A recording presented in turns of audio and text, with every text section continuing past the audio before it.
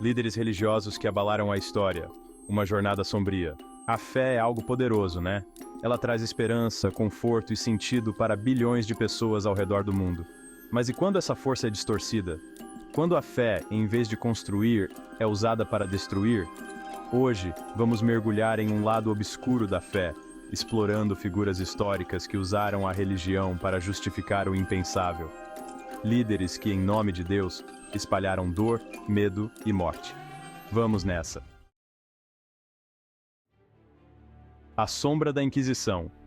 Tomás de Torquemada e o terror religioso. Imagine a Europa no século XV, a Inquisição espanhola ganhando cada vez mais poder. No coração dessa instituição, encontramos Tomás de Torquemada, o primeiro inquisidor geral. Torquemada era um frade dominicano, conhecido por sua devoção intensa e crueldade implacável. Ele via a fé cristã como um diamante, pura e imaculada, e qualquer impureza precisava ser eliminada. Tipo, na base da vassoura. Sob sua liderança, a Inquisição virou uma máquina de moer gente. Tortura, prisões em massa, bens confiscados e fogueira rolando solta. Uma loucura. Historiadores acreditam que milhares de pessoas morreram durante a Inquisição espanhola, um período tenebroso que manchou a história da Espanha e da Igreja Católica. A fé, por mais forte que seja, jamais pode se sobrepor à compaixão e ao respeito à vida humana. Torquemada, em sua busca pela pureza religiosa, criou um reinado de terror. Um lembrete de que a intolerância disfarçada de fé pode ter consequências devastadoras. Fica ligado, porque a nossa jornada por esse lado obscuro da fé está só começando. Jonestown, o pregador, a promessa do paraíso e o fim trágico. Jonestown é aquele nome que arrepia até a alma, né? Uma das maiores tragédias da história moderna. Dos tribunais da Inquisição Espanhola, vamos para o século XX, para uma tragédia que chocou o mundo, o massacre de Jonestown.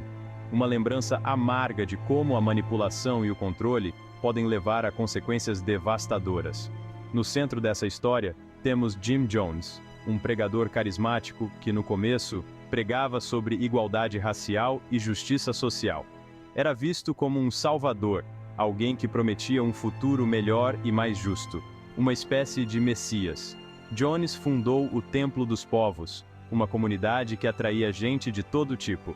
A promessa de um paraíso na Terra era irresistível para quem buscava um lugar ao sol.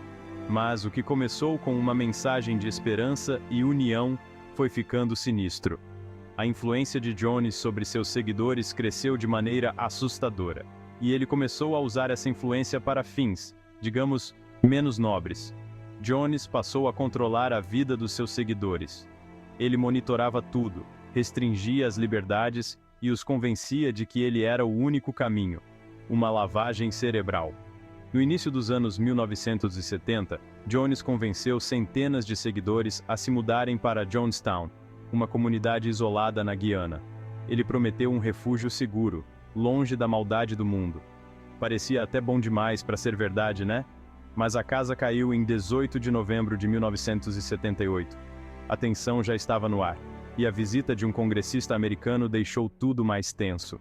Depois do assassinato do congressista, Jones ordenou o suicídio coletivo dos seus seguidores. Ele os convenceu de que não havia outra saída, que a morte era a única forma de escapar da opressão.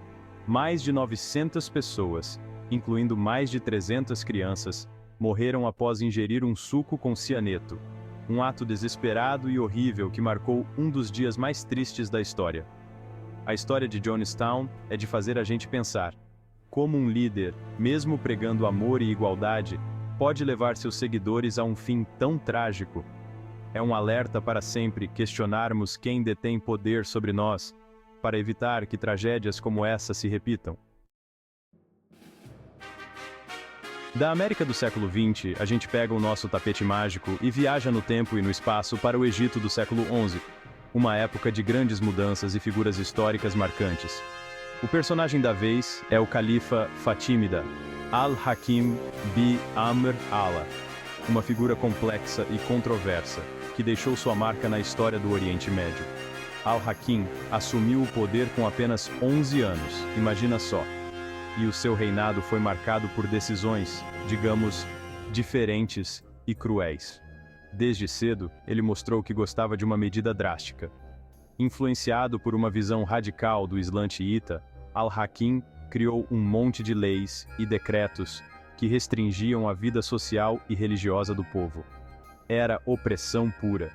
Ele mandou destruir igrejas e sinagogas, proibiu outras religiões e impôs regras até para as roupas e comportamento em público. Controlava tudo.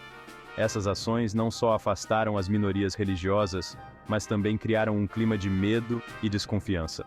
É claro que tanta radicalidade causou revoltas populares, azedou o caldo. A insatisfação geral levou a vários levantes e conflitos internos. A comunidade cristã sofreu horrores com as perseguições, com muitos locais sagrados destruídos. As marcas dessa época ficaram na sociedade egípcia. Al-Hakim sumiu do mapa em 1021, e ninguém sabe ao certo o que aconteceu. Mistério total. Mas, vivo ou morto, o legado de Al-Hakim é polêmico. Ele é lembrado tanto por suas contribuições para a arquitetura e cultura islâmica, quanto por suas políticas repressivas. Uma figura controversa, sem dúvida. A história de Al-Hakim nos mostra como a interpretação radical de dogmas religiosos pode ser usada para justificar a opressão e a violência. Um exemplo de como políticas extremas e falta de tolerância e compreensão entre religiões diferentes podem dar muito errado. Nossa última parada é no Japão dos anos 90, tempo de prosperidade e tecnologia, mas também de sombras sinistras. Preparem-se, porque essa história é pesada. Shoko Asahara, um cara com um passado nebuloso e uma visão distorcida do mundo, fundou a Aum Shinrikyo, um grupo que misturava budismo, hinduísmo, cristianismo e profecias apocalípticas. Ele prometia um recomeço, mas o caminho era de pura destruição. Asahara se achava o tal. Dizia que fazia milagres e guiava seus seguidores para a salvação. Usava seu carisma para atrair gente vulnerável, prometendo um lugar seguro no fim do mundo. Ele dizia que o fim do mundo estava próximo e que só os seus seguidores se salvariam. Um discurso de medo e esperança, sabe como é?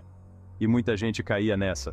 Asahara atraiu milhares de seguidores, muitos jovens de classe média alta, cheios de estudo, mas buscando um sentido para a vida.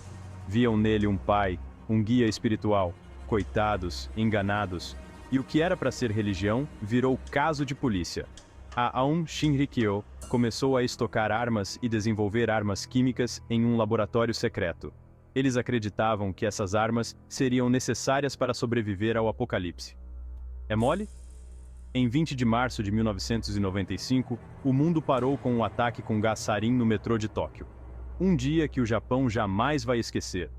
Seguindo as ordens de Asahara, membros da Aum Shinrikyo liberaram o gás em 5 trens lotados. Resultado: 13 mortos e milhares de feridos.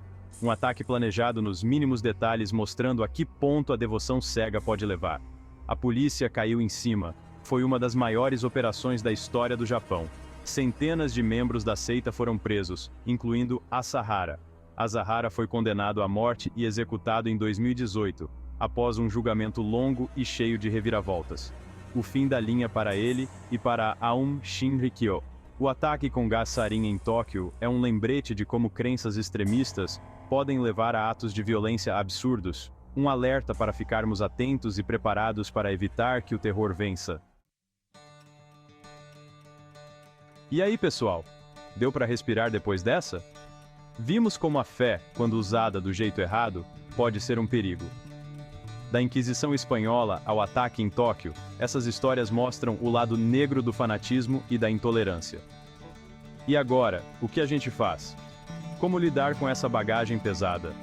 A resposta é simples: aprender com o passado, questionar, buscar conhecimento e, principalmente, ter empatia pelo próximo.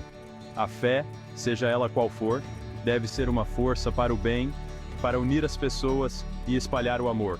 Um abraço e até a próxima.